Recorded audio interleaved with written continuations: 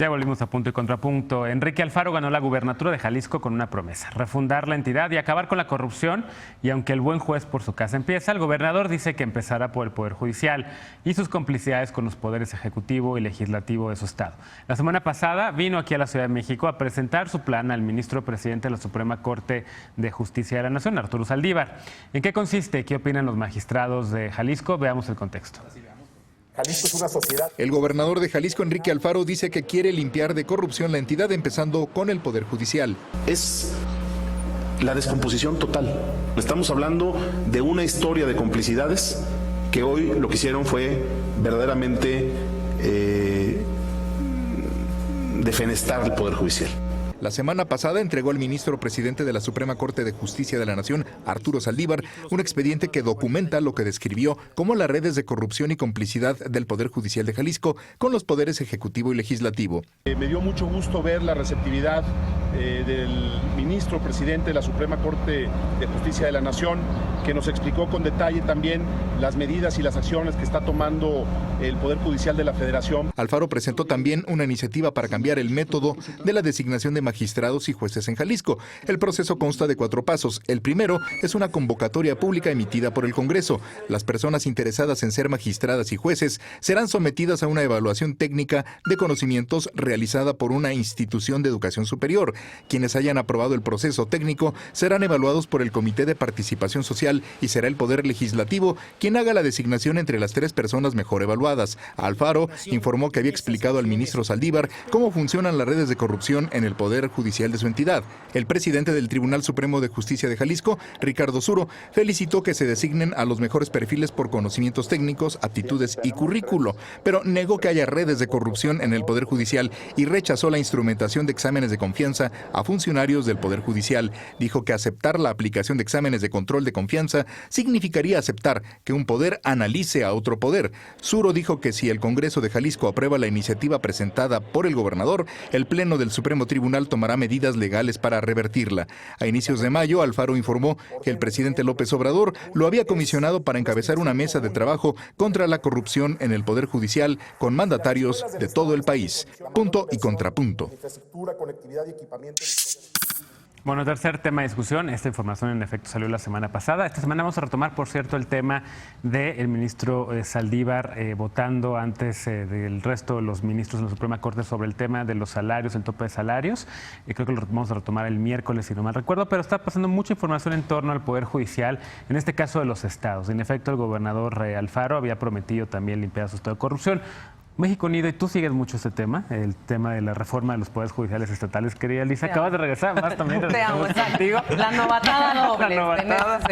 ¿Qué pasa con este tema? A ver, ¿qué te ha dicho? Explica. Bueno, a ver, evidencia sí tenemos sobre las redes de corrupción al interior del Poder Judicial. Hubo un estudio particularmente interesante que hacía el análisis a nivel federal del Consejo de la Judicatura Federal y cómo ahí había desde nepotismo hasta amiguismo, compra de veredictos, conflicto de interés abierto entre las partes involucradas en la resolución de un caso y también deficiencias de competencias importantísimas sobre quienes estaban fallando en temas de primer orden, en temas de justicia. Yo la verdad es que soy bastante más escéptica que el titular del Tribunal Estatal. A mí me parece que es más que más que probable que haya corrupción al interior del Poder Judicial del Estado de Jalisco. Yo no lo dudaría, nada más que eso sí me parece que no puede justificar, evidentemente, medidas que de alguna u otra manera signifiquen la obstrucción de la independencia de los poderes o la división de poderes, como en este caso decía bien la nota, la aplicación de polígrafos o exámenes de controles de confianza a los jueces administrados desde el Poder Ejecutivo o el hecho de que la selección sea a cargo del Congreso de la Unión, independientemente de que el proceso yo sí celebro que tenga que ver con una evaluación de competencias, no lo puede seleccionar el Congreso porque en realidad eso le compete precisamente pues a la judicatura, es decir, existen medios por los cuales los jueces aspiran a ser magistrados, criterios de evaluación sobre los cuales son medidos, incluso las quejas presentadas contra ellos, las sospechas de acto de corrupción que pueden prevenir o no que un juez aspire a participar o a subir seguir en la carrera judicial, que yo sí creo que se tienen que tomar con muchísima seriedad, no porque uno esté a favor de la corrupción o el mantenimiento del status quo, sino porque uno siempre tiene que prever cuáles podrían ser las consecuencias negativas de atacar frontalmente a un poder, minar su autonomía, minar su independencia, minar la división justamente de lo que es ejecutar, de lo que es juzgar, de lo que es legislar, que sí creo que no es, digamos, la receta necesaria para avanzar en temas de corrupción. México Unido contra la Delincuencia, como bien decías, Genaro, lo que sí se ha planteado durante mucho tiempo es que los ejercicios de auditoría ciudadana o de auditoría social que se pueden hacer sobre distintas autoridades, como por ejemplo nosotros realizamos con los jueces de control o como realizamos con los ministerios públicos, puedan ampliarse también para medir no solo la eficiencia y la eficacia del Poder Judicial en términos de los fallos de los jueces, sino también en términos de efectividad, es decir, qué tanto realmente estamos utilizando los recursos de una manera sensible, sostenible, válida, y de la otra es cuál es ese retorno de esa inversión en términos de resultados concretos ofrecidos por las autoridades y de aumentar sobre todo la transparencia, también desde el punto de vista de poder ayudar a la carrera judicial, ¿no? A los jueces, a los magistrados y últimamente a los ministros de la Suprema Corte, tanto en lo local como en el caso de la Corte en el nivel federal,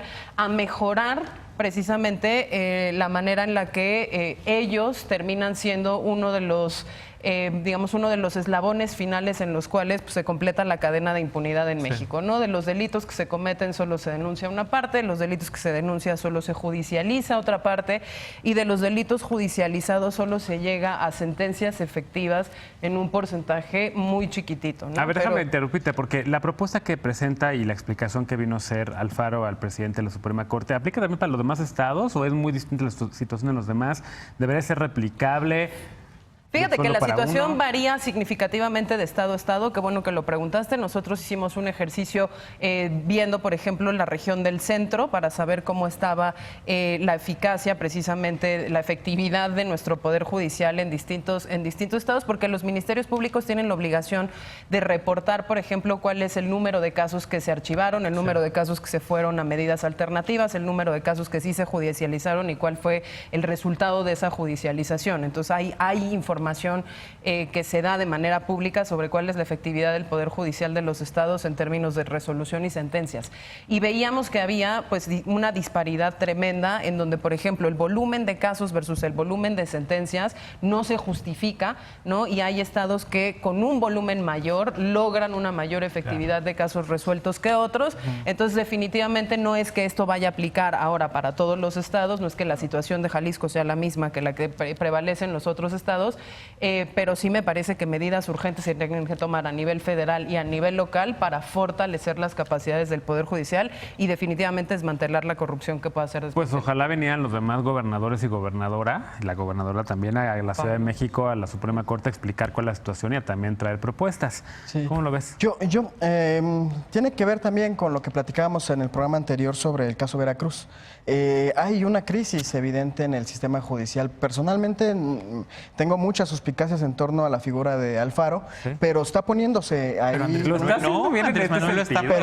Pero está poniendo, igual que otros gobernadores, igual que otras autoridades, un tema que es muy delicado y en Jalisco no es poca cosa, considerando algo que se deja entrever pero que no se habla con mucha claridad, que es el asunto de en estos 12 años de guerra contra el narcotráfico, la recomposición y el papel que jugó este estado específicamente con el cártel Jalisco Nueva Generación. Por supuesto que hubo un proceso de corrupción profundo y que viene de más allá. O sea, esto sí no es algo que sucediera desde el neoliberalismo, es algo que se venía arrastrando de muchos años y se tiene que revisar cómo hacerle para implementar medidas para que recuperar la confianza en el sistema judicial, para que haya mayor eficacia, más eficiencia y para que se pongan al corriente con el sistema penal acusatorio, con todo lo que ya hemos hablado. O sea, el nivel de eficiencia del sistema judicial es terrible y en esa ineficacia, lo decíamos en el caso Veracruz,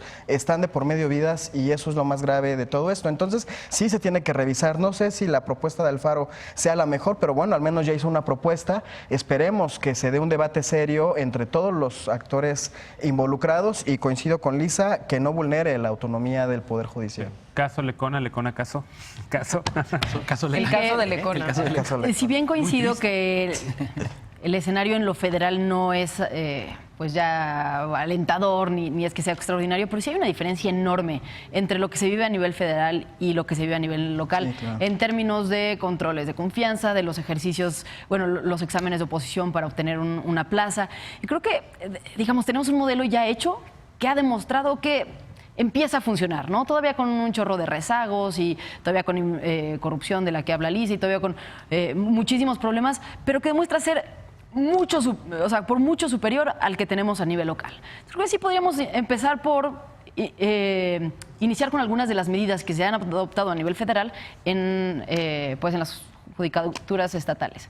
En segundo lugar, creo que sí el caso de Jalisco es especial, ¿no? Tú ibas al Estado y parecía que el Poder Judicial era una extensión del Poder Ejecutivo, o incluso una extensión del partido en donde colocaba amigos sin experiencia, donde se colocaba a liderazgos políticos a los que no se les podía dar una plaza, que por supuesto que no tenían las credenciales para ocupar este cargo. Y al final acababan contratando dentro del espacio que se les daba, pues también a la gente de su propio equipo político que no tenía qué hacer en un juzgado. Y me parece que esto sí es absolutamente lamentable y me parece muy bien que se denuncie. No sé hasta qué punto va a llegar, no sé si se va a poder investigar cómo se hicieron todos estos nombramientos, porque además lo peor es que se hicieron legalmente, muchos de ellos, porque las leyes lo permitían. Creo que sí tenemos que transitar hacia un modelo en el que haya una mejor regulación, mejores modelos, pero bueno, si no se puede perseguir porque tal vez se hizo de manera legal, pues al menos sí que se denuncie públicamente y que se investigue si en otros estados no está sucediendo lo mismo, ¿no? Lecona, un minutote. Bueno, no, definitivamente está sucediendo lo mismo en casi todos los estados, ¿no? Las judicaturas estatales pasa a veces, no de la misma forma, pero como con las notarías, ¿no? O sea, que hay una injerencia del Ejecutivo para nombrar a sus amigos, a sus cuates en lugares estratégicos, tan estratégicos y tan importantes como el Poder Judicial. Desde ahí, desde luego que hay una injerencia, que yo suscribo casi todo lo que dice Lisa. Reforma judicial. Casi todo, dijo. Y luego dije, sí, todo.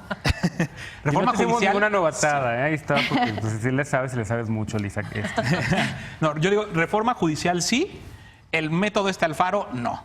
Porque nada más la fórmula que está proponiendo del Comité de Participación Social de Jalisco y el Congreso de rebote, bueno, el propio Alfaro, antes incluso de que asumiera el cargo, tuvo una injerencia terrible en la designación del fiscal carnal de Jalisco, quien hoy es fiscal carnal, que arrastraba una treintena de recomendaciones por violaciones de derechos humanos en su anterior gestión como procurador y que es muy cercano a él. Muy bien. Entonces, ahí están las formas en las que el carnalismo amenaza todos los ámbitos de la esfera pública y de designaciones tan importantes. Reforma judicial, sí. Esta fórmula de Alfaro por los intereses que probablemente esté moviendo Alfaro, que tampoco es tanto de mi devoción, no. Bueno, a ver qué efectos genera y también, evidentemente, como les decía, vamos a hablar muy pronto también más del Poder Judicial y la Guardia Nacional, que en el periodo extraordinario se va a seguir hablando. El miércoles lo retomamos con ustedes.